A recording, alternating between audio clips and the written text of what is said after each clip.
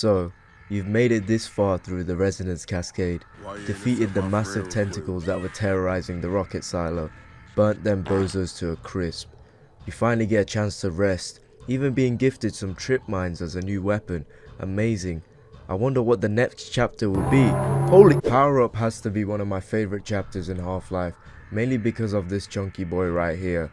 Although pretty much all the enemies in Half-Life somewhat have a horrific design, the Gargantua stands out from the rest to me. There's just something about this huge 20-foot tall blue bastard roaring and chasing you around with literal flamethrowers for hands. And every time this monster is in the vicinity, the only option is to run, because his skin is literally bulletproof. Power up starts with Gordon entering the start of a railway, witnessing the Gargantua flaming the soldiers who you were also fighting, but these guys are being burnt alive.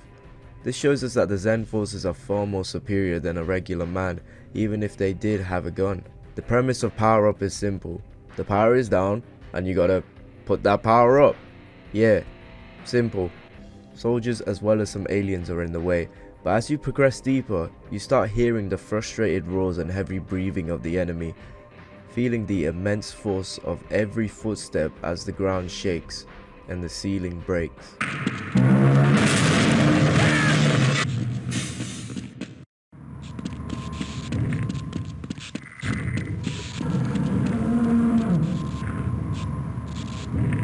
But what makes the payoff of turning on the power is the fact that it is the only thing that can kill this beast. You see, the Gargantua is practically invincible at first sight, and a new player sure as hell isn't just gonna spam grenades at him until he dies, so turning on the power has the Garg explode, which kills it. The wiki also explains that it requires a large amount of explosives, electrical or energy damage before being destroyed, and it can rarely be defeated with conventional methods. Black Mesa's version of Power Up is a phenomenal showcase that explosions can damage the beast, at the expense of him being knocked back into the power lines, of course. But the way this enemy is just consistently stalking you, hunched over the door with his flamethrower hands, expresses its hostility and bloodlust for taking you down. The Gargantua's AI knows that this space is its domain, and if you do step out of line, then it will hunt you down. It's a predatorial beast that refuses to stop until it has killed you.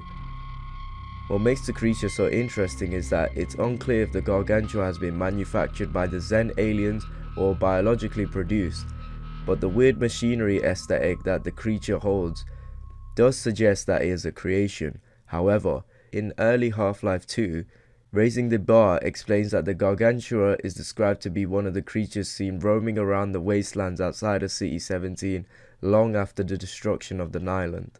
The next encounter with the Gargantua is Surface Tension, which is one of the most intense chase sequences in Black Mesa and the base game.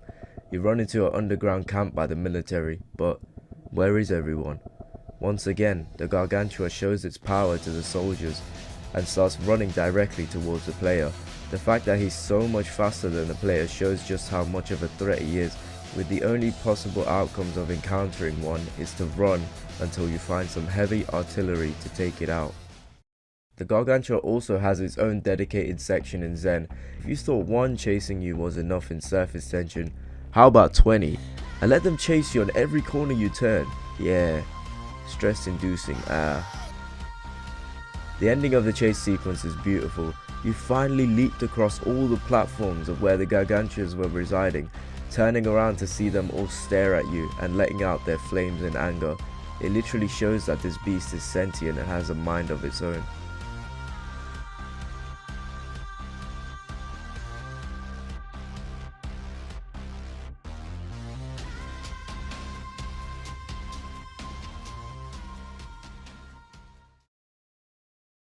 The Garg is also used at the ending of the original game's boss level, where it can be seen just randomly traversing, but its other appearance of where it stands out is within Uplink. The beast slowly kills everyone who's helpless before trapping Gordon and presumably killing him. This, as a kid, had me scared shitless. Early versions of this creature featured behavioral patterns which were similar to the Xenomorph from the Alien franchise. The beast was supposed to have a large set of teeth which quickly impale the player outside of its conventional ones. The Gargantua was also supposed to appear in Half-Life Decay but was ultimately cut from the mission, with this screenshot being the only proof of the concept in all of history.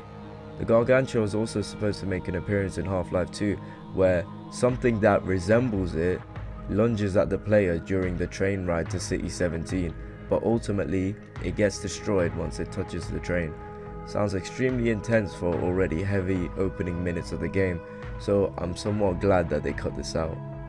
However, in the early Half-Life 2, mentioned in Raising the Bar, described as one of the creatures seen roaming around the wastelands outside of City 17, long after the destruction of the island. Thank you all for watching. I absolutely loved this enemy, regardless of how scary it was to me as a kid, and I just wanted to talk about it. So yeah, see you all in the next one.